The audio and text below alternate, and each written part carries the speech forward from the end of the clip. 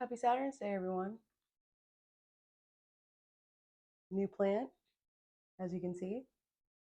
Um, Actually, the whole purpose of this video is a show and tell of today's plant haul brought to you by the Ace of Wands that you see here in the foreground. We're actually going to talk mostly about these plants because Ace of Wands is quite self-explanatory, quite simple, as are all of the aces of the suits. So just to review, for anyone who hasn't watched the videos before, there are 4 suits in tarot to represent the 4 elements: earth, air, fire, water, and each suit has an ace card. Um, Today we're focusing on the Ace of Wands because wands represent fire, so like that passion, kind of creative spark. Um, and as you can see, it's a hand like coming out of the clouds. Like you could call it the hand of the divine. And depending on your belief system, it could quite literally mean like hand of the divine, hand of God, hand of spirit, hand of source, hand of the absolute. It's the universal hand, sort of like presenting you with that creative new spark, that creative little uh, piece of passion that you might need to start a new project or to like set a new tone. Um, so as you can see on the card in the background, and you can look this up online if you want to get like a really close up, just Google Ace of Wands tarot. And the imagery in the back is pretty simple. It's like a pretty lush landscape. There's like a castle in the background. It's a really nice day. I believe there's some like mountains in the background, and then there's a river, but it's really calm water. So just like I've mentioned before, anytime you see water in a tarot card, regardless of the suit, it represents emotions. So in the background of the card, like the landscape, the lush, the abundant landscape, the lushness, the calmness, the serenity, it's meant to essentially show like a stable situation with like a steady emotional current, non-turbulent, just steady, stable, um, kind of got your foundation there, and everything is kind of as it should be. And then comes this like creative spark, the hand of the divine, and it's quite literally, it's like a stick. It's like a stick, like a wand, walking stick with like these little green leaves sprouting from it. So it's a really, the imagery, of course, is just like perfect for plant lover. But um, I chose this card today because it was probably the most a lot of people will choose cards, and then they'll get up, and some people like pick a card that day and they'll just kind of try to figure out why it came to them. But I actually just I generally feel the energy when I get up, for just whether I'm really trying to or not. And so I just sort of went with that energy when I got up. I remember thinking, like, right when I got up, this would be normally a Saturday to where I would try to get in the holiday spirit and try to, like, pull decorations down in the attic and put stuff up. But this being like a kind of a unique year, and I guess you would call this another milestone, I wanted to actually sort of make sure I was letting my internal, like, my creativity, my kind of new spark of this new place in my life, lead the way, instead of trying to like piece together some some version of like the way I used to go about things for getting in the spirit at the beginning of December and decorating, and trying to just pick up these little fragments and make it work with just me. um, I didn't really think that that was going to serve me well, emotionally or any other way. And I thought, really, why don't you just remember to give yourself permission, just like you have been approaching everything else, to just pretend like there's, it's rubble. You got your building blocks, and pretend like it's just all like raw materials, and um, there's no model from any other year before that you need to go by. So I really embraced that sort of Ace of Wands spirit just when I got out today, just down to like the way I put myself together. I chose like um, different colors, like bolder colors in terms of like my makeup. And I just um, tried to pull from different spaces and put myself in a different place and then kind of piece together my approach to this weekend from there. And so that's what I did. I got up and like, um, it was actually kind of easy too because it was a very strange, like the weather was, it's very like unseasonably warm today. Like it was rainy, like so kind of wet outside, but like not gross. It was just sort of, it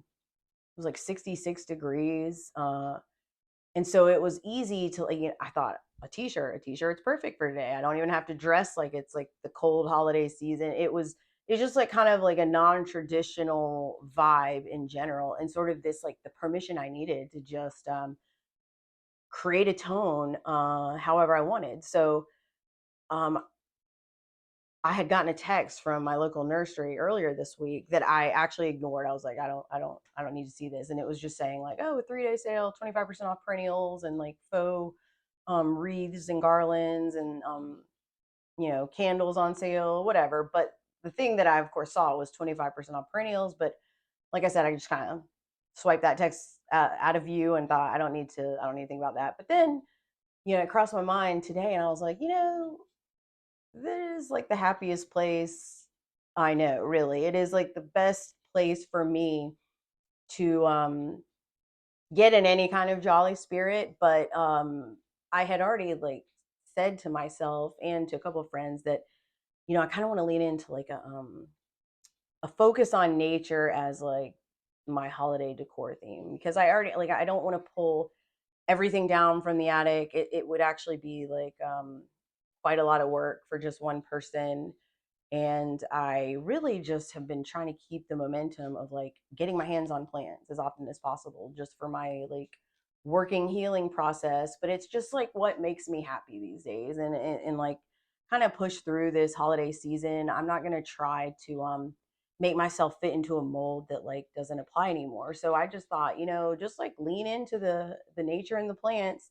And it's always sort of been my aesthetic anyways for just year round, but also the holidays, like sort of like a gilded nature type vibe. And like a lot of my ornaments when I do up the whole tree are very like inspired by nature, like garden based, and like kind of these gilded mushrooms that so it's very sort of like glam nature in its own way. So I thought if I'm going to do like a modified approach to decor this year, I'm going to start with the plants. I'm going to start with, from a practical standpoint, perennials are, they're going to come back. They're going to last. This is an investment to where instead of just kind of getting yourself souped up and going and going to Target and spending a bunch of money on holiday decor, not only do I not need that, but, that is just limited to the holiday season, of course. So I thought, well, how can I justify like, spending some money, albeit all these things 25% off, but also just like investing in my perennial landscape. And I also tried to focus on cold hardy plants, things that could either like thrive just fine inside, or things that could still be outside throughout the winter and stay for the most part evergreen, like decent looking. So that's what I did. So I went to my local nursery. I got a couple indoor plants and a really good variety of some things that I'm going to show you one by one. And it might get your kind of creative spark going, because I always like to, just like I showed you on the Empress video and the Halloween video, I like to keep the plants like by the front door. I like to keep that festive too. And it's not going to do any good to choose things that aren't cold hardy and can't stand the conditions for most of the winter and up until the spring. So I'll start with talking about this guy, which is, an indoor plant. I mean, it can be outdoors, but my plan is to keep it indoors for the cold season. And this I just really love. It is, I know I'm going to mispronounce the type. It's a type of fern, um, Selaginella, Selaginella.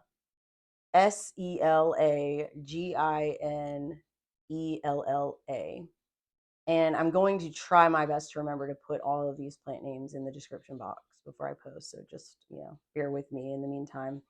But This is a type of fern. I want to say, like, I was looking it up and there was like some other word. I want to say oak moss. Like, there was some like more common way to refer to this genus of plants. But it's so fascinating because obviously, if you look it up online, it's got like these really sort of like delicate looking, I don't even know what you would call them, bronze or whatever. It's like these tiny little, of course, everything's like fractal, just like a lot of things in nature. But what I really like, aside from the shade of green, it kind of takes on the green that like a lot of juniper does. There's like a bluishness. So especially the new growth, like you can see it a lot on top when like you shine a light. That's what really attracted me when I was like walking through the garden center. Is it's got like this bluish green tint, and it's like the newest growth seems to be like have this um blue tint to it, like a lot of types of juniper that you find. So I just thought it was really pretty, very unusual. The texture, of course, is just like irresistible. I love like touching it, of course. Um, and I love the way it looks like hanging from the pot rack. Actually, I never thought for some reason to hang a plant from my pot rack, and now I'm like, yeah, why haven't I been doing this all along?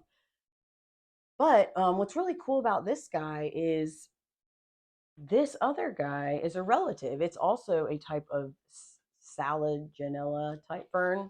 But this one, you probably have seen this one before. This is called like more commonly called a frosty fern. And that's, you know, obviously because of these little like white frosted tips here. Um, but the little tag even says frosty fern.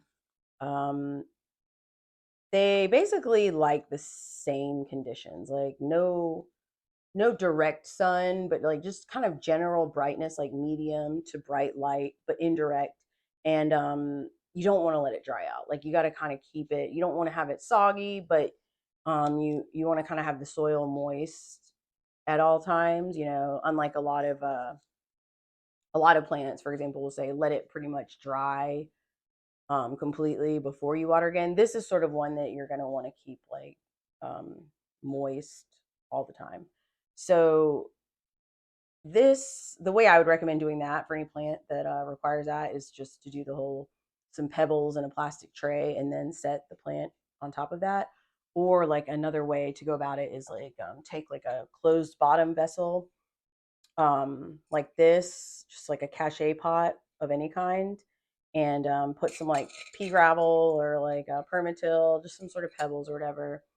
Put like some water in there and just keep the plant sitting like that so that it's not sitting, like, it doesn't have wet feet. You know, you don't want it like level with the bottom of the pot. That's where the pebbles come in. And that will have a way. And, you know, as a little trick, I've done a lot of trial and error over the years with this sort of plant because sometimes the struggle is like, I water it. And then like you almost like overwater it and then you say, oh, okay, I shouldn't do that. And then you like, you know, reel it in a little bit. And then you're like, now it's droopy. I've let it get too dry. And then it's like, it becomes hard to get it back to its like ideal state. So a little trick I think is useful is to get a pot that's like a little bit bigger than you might choose, especially if something has like a really full canopy, like a top right here to where it doesn't look awkward. um, you know, this is full enough, and presumably it will get like a little bit more filled out.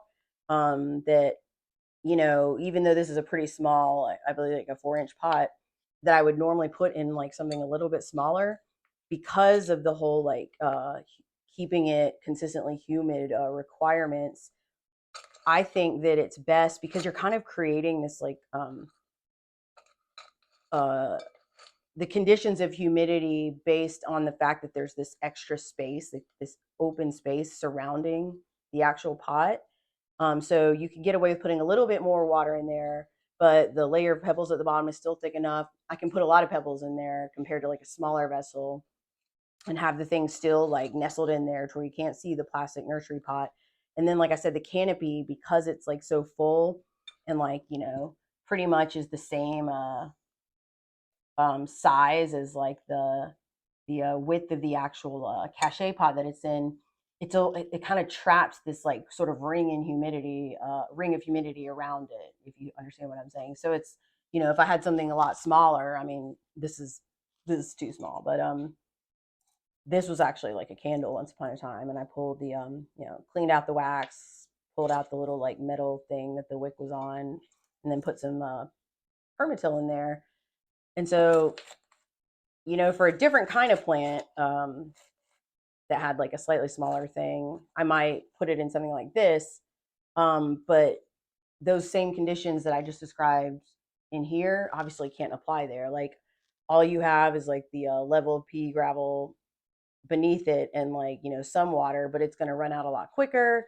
And you don't get the benefit of the canopy of the plant itself trapping in sort of around it, the humidity like it will in this kind of vessel. So just my little trick.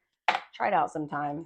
Get something a little bit bigger, and then you like keep it in that. And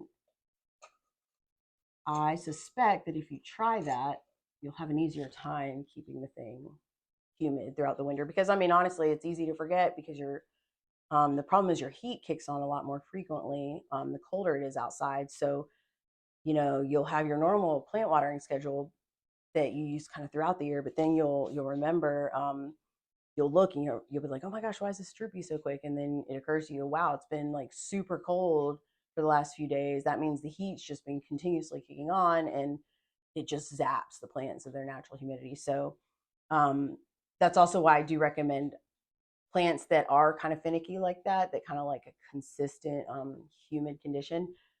Always try to cluster plants like that together, because they are aware of one another's presence. You really are creating like this little miniature ecosystem.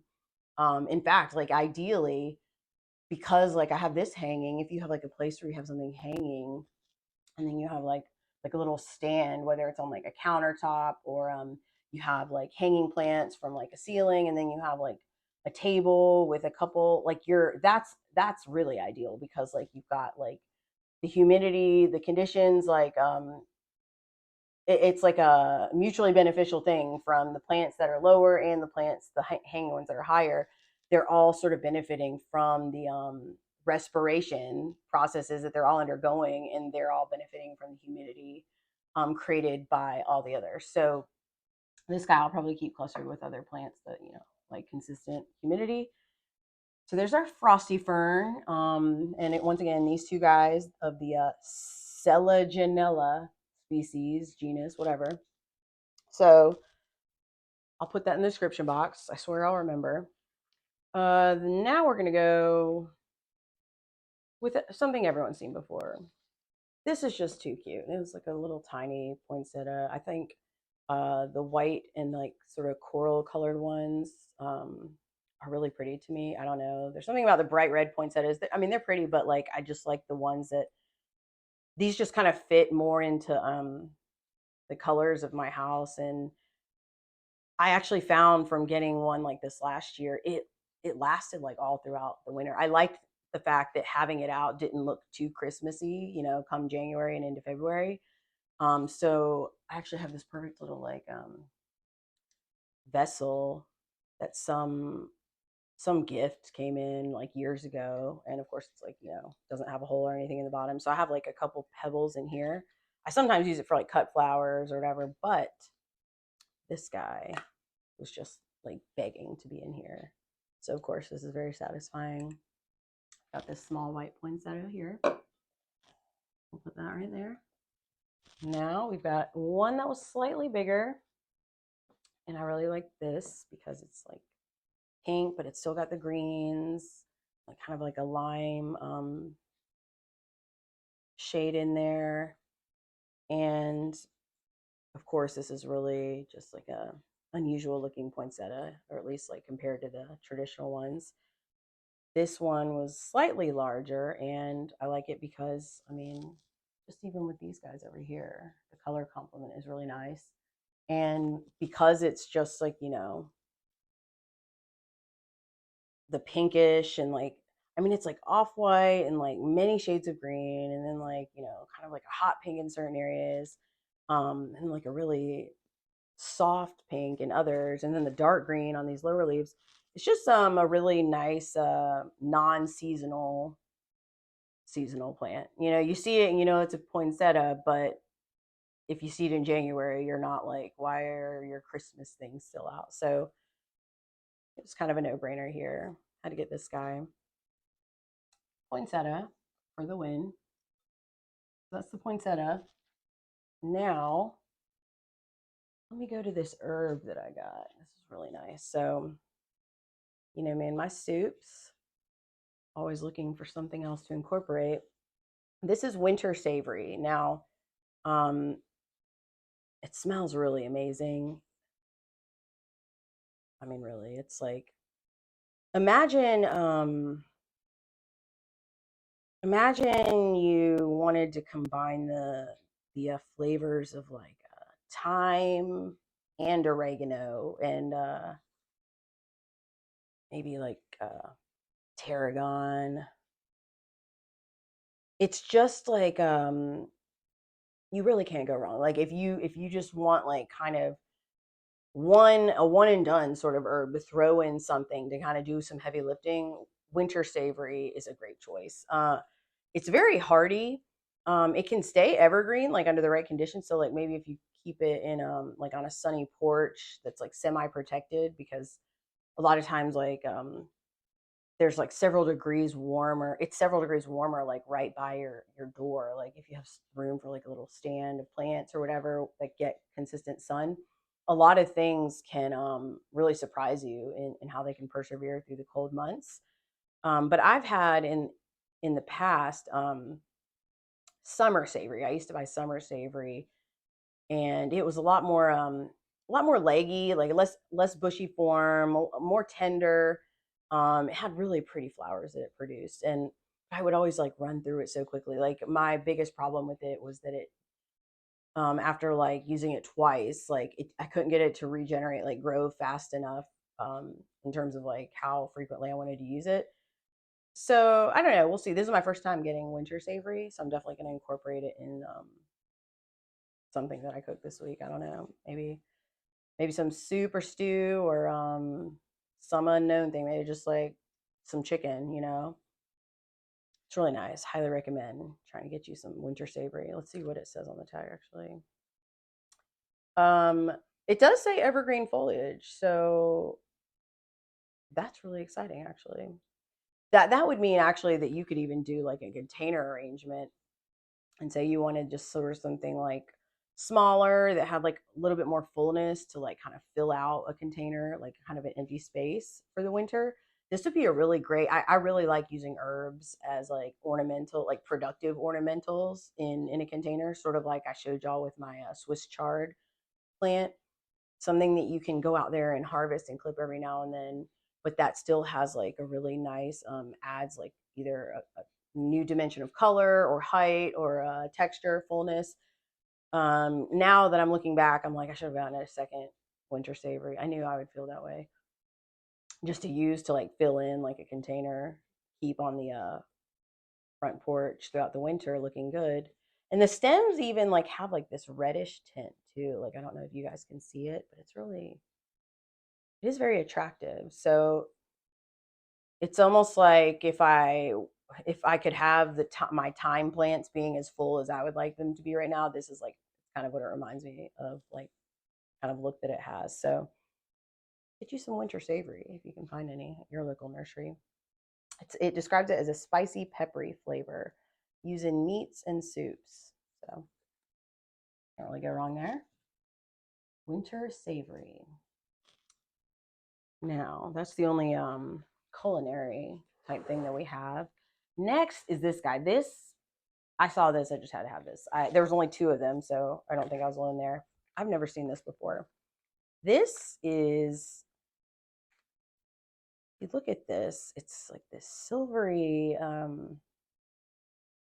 don't know, it's like silvery gray, sort of like how warmwort looks, or like the color of like Dusty Miller or lamb's ears sometimes. It's got kind of like that shade. But of course it's got these little it's soft, but it's like kind of it's really hard. It feels like a soft type of like a soft type of spurge, almost like one of those, you know, drought tolerant ground cover type things that look like they're in the succulent family. Now, again, this is just like me. I'm not really sure if that's a proper way to classify what I'm saying, but I'm just trying to describe like what, when you see it, it makes you think of this. But it's very hardy. You can tell it's hardy, um, but it's soft. That's what's really interesting. It's got like a lot of texture and form to it. And when you really look up close, the little like pieces are each uh it's hard to describe, but there's like so much texture, and then you zoom in and then there's even more texture per little blade of each thing. So um it's called Santolina Nana, and the common name is lavender cotton. And apparently it has these like beautiful yellow blooms when it does bloom, which is says in June. So it's like a summer bloomer. But as you can see, it has this beautiful silvery foliage that is really the main thing that attracted me. And it was enough for me to get. Um, Now it prefers full sun to light shade, well drained soil, 10 to 15 inches tall, and a spread of about that much. So um, kind of has like a compact, like bushier form that it tends to keep. So I kind of thought it would look nice, like in a container with something a little bit taller with like some purpley foliage.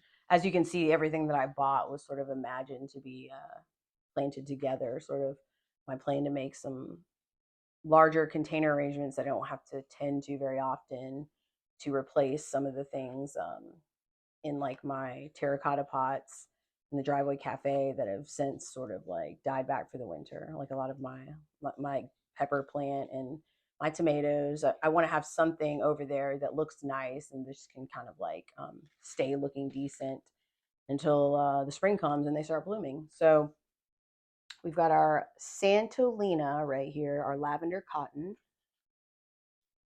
Now we can bring in, let's see, let's talk about these coral bells. You guys have probably seen coral bells before. There's so many varieties. They're one of my favorites um, because there are so many varieties out there. It's a great thing to fill in shady spots, whether you're doing containers or like planting in the ground. They do really well in the shade. And then of course, I love the fact that like they all have different bloom times, but like either some of them will bloom in the fall, a lot of them will do early spring, some of them will do later spring into the summer. You know how they send up those tall wands, and like they all have different little blooms on each stem. Like some of them will have white bloom, some of them will have yellow, some will have like a really bright, vibrant pink. And then of course, like the foliage itself is like just as attractive and exciting to me personally. This one especially. This one is called the stainless steel variety of Heuchera. I'm never sure if I'm pronouncing that correctly either, but everyone calls them coral bells, so that's what I'm going to call them. But what's great about this is like the underside of the leaves, purple, and then the top side is like this green, silvery color that, of course, just already you can tell next to this Santolina over here looks really nice. Like I probably won't put them in the same container because they both have sort of that low mounding form in terms of the foliage, but I will have them like in proximity. So like I might just put this guy in a terracotta type pot by itself and then have it in close proximity to like this guy, because they all play like really nicely off of one another. But of course, like this actual variety of coral bells is actually a late spring to early summer bloomer, and the little wands that it sends up are going to have white blooms whenever that happens, and adapts well to dry or moist conditions, which is ideal. I mean, especially because they do well in the shade. Um, shade can be funny. Like your yard shade might be like consistently moist, and therefore like you might need to have plants that also don't mind wet feet, or you kind of have the dry shade is also challenging for a different reason. Dry shade, I find that's most likely to happen. Say you have like a really big tree, like I have a really big old oak tree in my front yard, and it definitely is on the side where the sun hits it. You know, it can be very dry. So I have to have things that like full sun, but don't mind like drought conditions, because like, you know, the root system of that tree is like it's the one in charge. Like it's gonna get, you know, its share of the water when it rains. So and the roots are so you know, pervasive that I'm sure they just spread across the entire yard. So anything that I plant like at the base or around the base area of that tree has got to adapt to like very specific conditions. First of all, drought tolerant. They're not, you know, they're not going to be the first to take the water when it rains. Number one, and number two, the root system. It can't have like roots that need to go too deep because, you know, of the tree. And then on the other side of the tree, because the tree is so big, the sun it's full sun on one side, but then on the other side it's like stays in the shade pretty much. There's like certain spots. So it's interesting. It's like a really unique planting opportunity, because on one side of the big old oak tree, it's like 100 years old. um it's I've got like some pink mully grass, you know, some ornamental grasses, and then I've got like some um millennium allium, things that like full sun but are, you know, kind of drought tolerant. I think I've got some like sedum up there, um, maybe some vinca, like variegated vinca, sort of as a ground cover fill in. Then on the other side is where I have these hostas. Like I've got some Empress Woo hostas, and those are a little bit more tolerant of some exposure to sun that's more direct compared to other hostas that like can't stand that. But then there's like this little patch, because the tree trunk is so thick, that generally stays in the shade all the time and also is very, very dry. So I have certain spots with like ferns, especially like tucked under the leaves of the big Empress Wu hostas. And I want to start putting like popping in some coral bells over there, because they are so adaptable to, you know, little patches of dryness, or, you know, occasional moisture. Like say if it does like rain profusely, you know, it will get like that occasional soak. And then certain areas, like, you know, there's like the one patch where it's just shady all the time, and then like right beside it it's like mostly shady, but then there's just one period of the day to where it will get really good direct sun, especially in the winter when all the leaves have fallen off of the tree. So um, I think coral bells are great for this time of year, where at the base of trees that are deciduous, that means they drop their leaves. And that's something that people, it's like a blind spot for a lot of people, is they'll think, oh, well, the tree canopy, like this is always shade. But if you have like a winter hardy plant that say you have a winter hardy plant, but it doesn't like direct sun, it's like it needs shade, you might forget about what happens to the tree above in, you know, in the winter months. And so you might pop something in somewhere and then it looks like it's struggling, and it occurs to you like, oh yeah, that's because the entire canopy of the tree that it's under is gone for like this chunk of months. So ideally you're going to have something like this that's adaptable to sun and shade, and that's what makes coral bells so unique and ideal for that specific sort of condition, to where it's like shade, but then unless it's this period of months, and then unless it's this period of the afternoon and this time of the year, to where the sun exposure or shade conditions itself, just by nature of like the tree above it, can vary greatly. And this is always what I would recommend for somebody trying to accommodate those weird sort of spaces. So we got our coral bells, our stainless steel. Haven't decided where I'm going to put any of this really. I might sometimes, what I do when I get a little too like indecisive about its permanent home in terms of like digging in the yard, just pick like a nice container and keep it in there until maybe until the spring rolls around, and then I've like made a decision. It does just fine. So coral bells. Next, we've got our Lenten rose, aka known as a Helleborus. Helleborus are also great because there's many different varieties that you can get. This has always been on like my to-do list to incorporate more of in my yard because they are also good for those shade garden conditions where you, especially during the winter, where you're like, well, even when it's not blooming, you know, I want something with like, you know, kind of good, like hardy leaves, which like definitely these have. I mean, there's just like a toughness that you can feel on them. But then you kind of want to get that surprise when everything else has kind of died back and all the deciduous things have dropped their leaves. And then a Lenten rose will come and you'll be like, oh yeah, I'm really glad I got this. So these are always like more pricey than I remember. So I always like have big ambitions to get some, but then I like see all these other things I want. And then I'm like, oh yeah, these are like $25 a piece.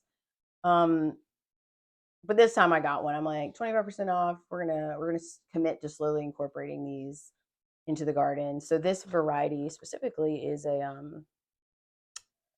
it's called Anna's Red, and it is a part shade to full shade guy. And I don't know if you can see, but look at that color that it takes on. It's like a really nice like burgundy, and you can even see these guys like starting to pop up over here. And it's much like the coral bells over here. It's like got this like underside that's purple, like the leaves, which just play really nicely off of like the color of the blooms. And there were so many different, like there was one that was a really nice, like a white blooming one, and like the blooms that it made, I can't even remember what it was called. They were like really ruffly looking, like they were very different than like the traditional like Lenten rose form. Um, Next time we'll get that one next time. I had to like narrow down my initial impulses greatly, as you can probably relate. But I'm really happy with this one, but mostly because like the colors are going to look really good with these other guys that I got. So probably going to group him nearby these coral bells because they just play really nicely near one another. So we've got our Anna's Red Helleborus / Lenten Rose. And we've got, I forgot about this one. I got this little Stonecrop Sedum spur NewVoo is what it's called. And this is a sun to part shade, but everyone knows the benefit of these guys. They are just like great for those really arid, kind of rocky, lots of roots maybe from like a mature tree, just like sort of otherwise problematic areas. Maybe like an area of dirt that kind of buffers the beginning, like the side of a sidewalk or sort of concrete pavement, pavers, whatever. Good for dirt, or dirt and concrete. Dirt and stone meet generally is like a good place for Stonecrop. So, like at the base of a mailbox is often really good. But as you can see, it too has like purplish burgundy mixed with green color scheme that I was just really gravitating towards today, obviously. And so, I'm not really sure how exactly it's going to go, but I do know that it will be in good company in the proximity of these guys anywhere. So we got our Stonecrop. And then last, this one's really exciting to me because I've never even heard of it. Maybe some of you guys have, but I'm really excited. So this is called a vintage pink Bergenia. It could be Bergenia. I don't know. It seems like it would be Bergenia. Bergenia. I don't know. But let me go ahead and clip off some of these little like brown guys down here. I really like this because there are many different types. But this one, the vintage pink, you can see on the tag here that the blooms are like really bright fuchsia, just really, really bright, really nice. And it's a partial sun to shade plant. And according to this, it's an early to late spring bloomer. Average size foliage to 7 inches tall, 14 inches wide, flowers to 12 inches tall. So has like a kind of compact habit, but like can get up to 2 feet wide, and then send up shoots to a foot. I'm sorry, I didn't mean to say 2 feet wide. A little more than a foot wide, and then like about that tall in terms of the blooms that it sends up. But I like it because aside from having similar, the leaves being reminiscent, it was a way for me to feel like I was getting 2 Helleborus, I think, without spending like what the Helleborus were, because this was quite a bit cheaper. This was like $14. It was at least $10 cheaper than the Hellebore, and because I never heard of it, and like the showy bright pink blooms really caught my attention. I thought, well, we're gonna give this a try because it's exciting for that reason alone. The leaves also have a similar um, color thing going on, where it's like green on the top, and then like um, it's like got this like purplish burgundy sort of tint on the edges. Some of them have that as the primary tint, some of the leaves, but like others have like mostly green with like clearly this edging of purple burgundy. So and when you feel them, the leaves, they're just extremely waxy feeling, like even more so than the Lenten rose. So you just know the hardiness sort of like is it kind of speaks for itself just when you touch it. It's just a very tough plant. So much so to where like these little brown parts, like the leaves that are at the edge, that normally you would like look at and think you could tug and like they'd come out really easily, they don't. Like, so even these like brown ones at the edge, like when you tug they don't readily come off, so you got to cut them. But Bergenia is what this is, and I guess we will just have to wait around till the spring to see what these bright pink / fuchsia blooms are all about. But like I said, my general rule at this time of year of buying plants, if I'm going to bother to go out and like use it as my ace of wands, my creative spark, I need to sort of be excited about the foliage. That's the main thing. And so that's sort of my advice for this time of year when you do want to plant shop is get stuff that will make you excited, just to see the shades and variations in the color of foliage that it takes on, so that then when like whatever its bloom season, whenever that comes around, it'll just sort of be like this fun surprise. That's sort of my seasonal depression tip for people is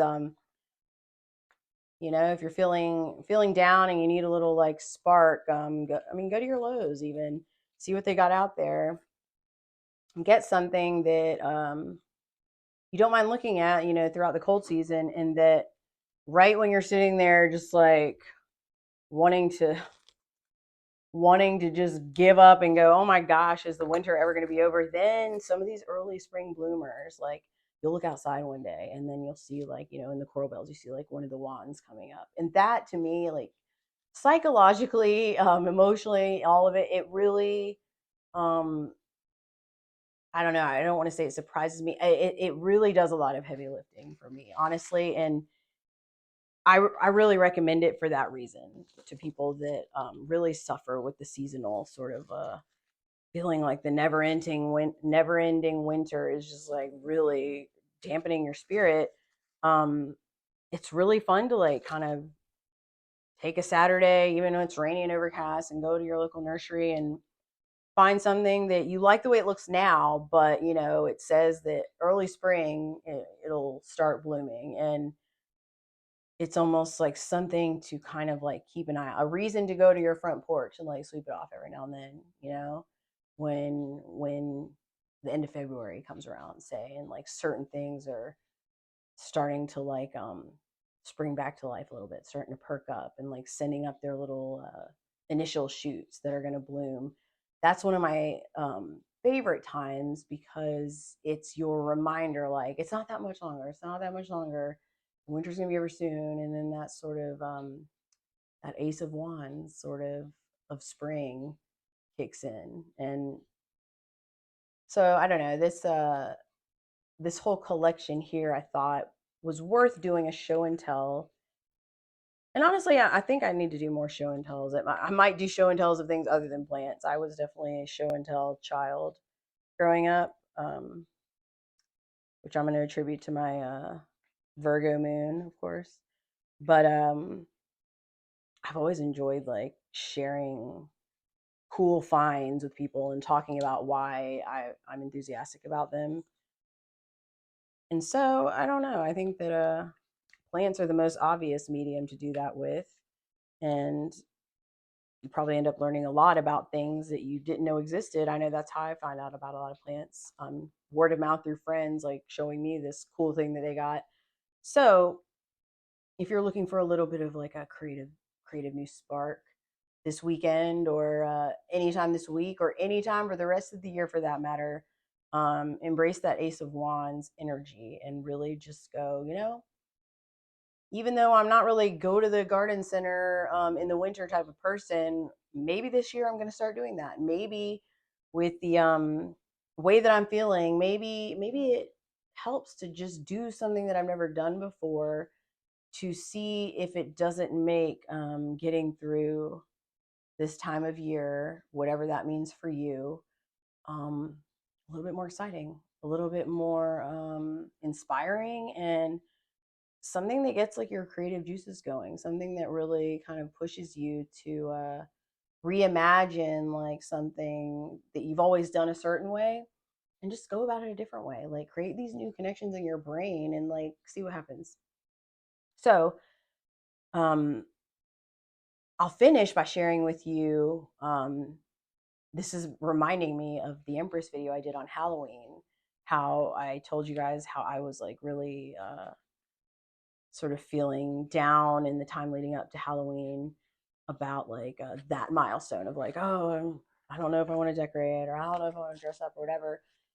And so, of course, there was like little echoes of that I was feeling, of course, about the beginning of December. And so I just decided, get up today, like I said, and choose my attitude and just see where it took me.